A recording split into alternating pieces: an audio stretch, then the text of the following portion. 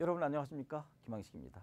이번 시간에는 교육대를 갈 여러분들에게는 상당히 민감한 주제가 될 것 같은데요.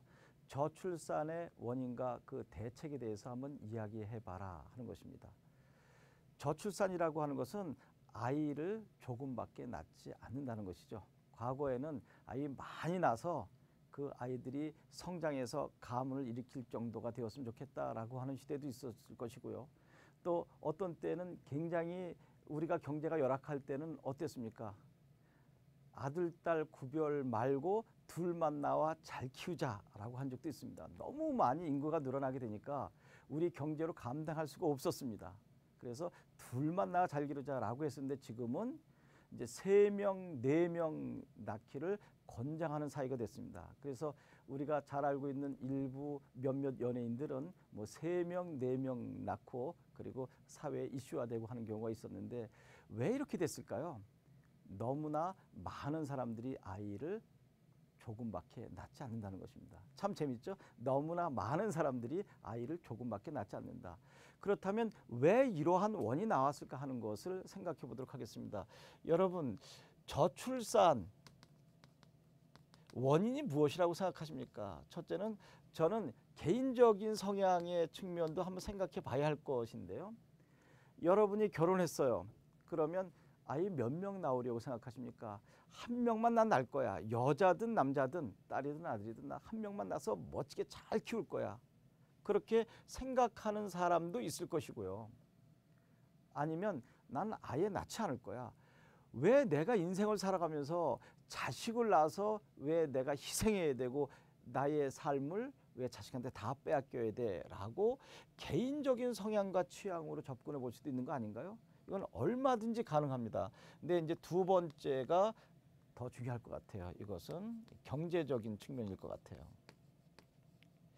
여러분, 자식 한 명을 키워서 대학을 보내는 데까지 어느 기관에서 조사했는데 1억이 든다고 하던데요. 자식 처음에 나와서 대학 졸업할 때까지 1억, 그럼 2명이면 2억, 3명이면 3억입니다. 여러분들이 아직 경제 행위를 하지 않아서 그런데 사실 1억을 현금으로 모으려면 20년이 넘게 걸린다고 하거든요. 그런데 무슨 재주로 한 명 키우는데 1억이 드는데 2명, 3명 나올 수 있겠는가? 그래서 나는 아예 한 명만 낳아서 제대로 잘 키울 거야 라고 하는 사람도 있을 것입니다. 그런데 여기서 굉장히 무서운 것은 무엇일까요?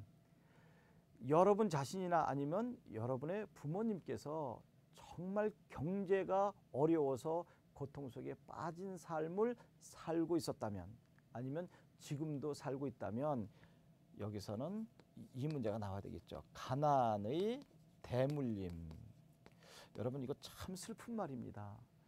지금 내가 너무너무 가난해. 근데 내 자식을 낳아서 또 이 가난을 대물림해 준다라고 하는 것은 끔찍해. 절대로 그런 일이 있어서는 안 돼. 나로 인해 끝날 거야.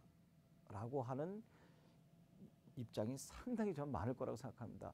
돈 많고 잘 사는 사람들 입장에서는 오히려 첫 번째 성향이 강할지도 몰라요. 이건 경제적인 문제를 넘어서서 개인의 취향의 문제입니다. 나는 자식 많이 안 낳을 거야. 한 명 낳아서 잘 키울 거야. 아주 예쁘게. 아니 난 한 명도 낳지 않고 우리 부부가 한평생 행복하게 우리 인생을 아름답게 구가하다가 즐기다가 죽을 거야 라고 하는 것은 경제적인 문제를 떠나서 개인적 취향이 될 것이고요. 이제 경제적인 측면에서 가난의 대물림은 절대로 안 된다. 그러니 한 명이라도 나와서 2명, 3명 나올 거를 이 한 명에게 온갖 정성을 다 들여서 나와 같은 모습이 아니라 훨씬 더 행복한 삶의 모습을 살도록 여기에 투자할 거야 라고 하는 경우가 가장 크지 않을까 생각합니다.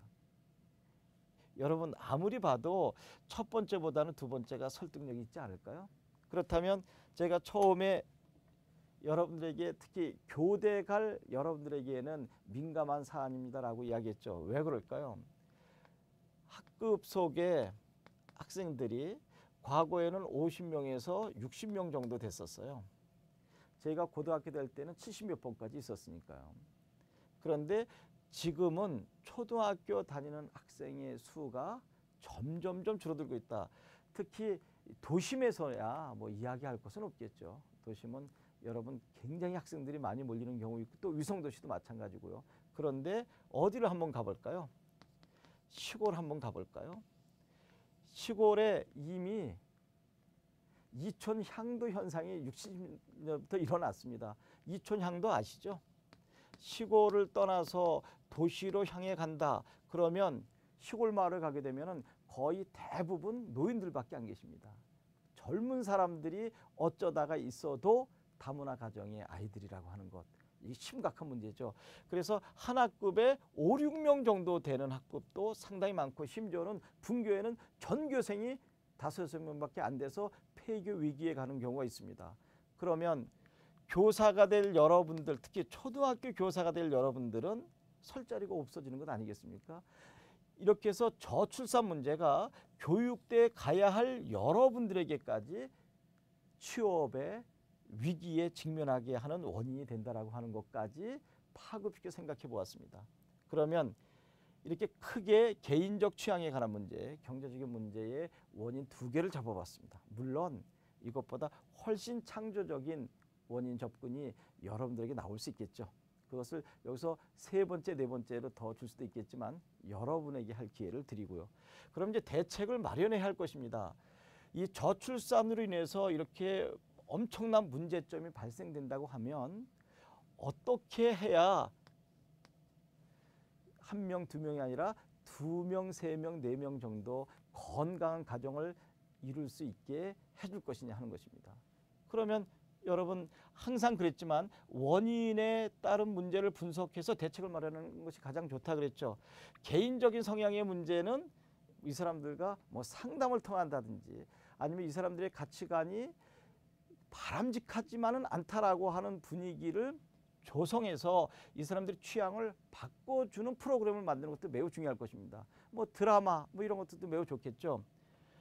결혼해서 자기의 취향으로 인해서 한평생 부부만의 행복을 추구했는데 나중에 자식이 얼마나 소중하고 귀한가 하는 것을 느끼게 해주는 프로그램을 만든다든지 또 한 명에 가지고는 안 되겠다. 그래서 뭐 예를 들어서 애경사가 있다든지 그래서 다복한 가정이 얼마나 부러운지 뭐 정도의 문제도 이러한 개인적 취향을 가지고 있는 사람에게 제시해줘서 생각을 바꿔줄 수도 있을 것이고요. 그 다음에 이제 이 문제가 되는 거죠. 경제적인 궁핍함으로 인해서 가난의 대물림을 절대로 내 자식에게 물려줘서는 안 되겠다라고 해서 안 낳거나 아니면 1명 정도로 그치는 사람들에게 있어서는 어떻게 해주면 되겠어요? 경제적인 부를 이룰 수 있게 도와주면 되는 거죠. 근데 돈을 벌고 싶다고 해서 벌어지는 것은 아니잖아요. 그래서 이것도 역시 경제로 아이들을 키우는 것은 아니다라고 하는 의식의 전환이 매우 중요할 것 같아요. 여러분 돈이 많아야 자식을 잘 키우는 것은 아닌 것 같은데요. 경제적으로 좀 궁핍하더라도 건강한 정신세계를 추구해서 아이들을 건강히 키울 수 있는 방법도 있는 것이고요. 또 정말 너무너무 가난해서 아이를 키울 수 없다 그러면 이것은 또 사회복지 차원에서 제도적인 장치를 만들어주는 것도 매우 중요할 것입니다.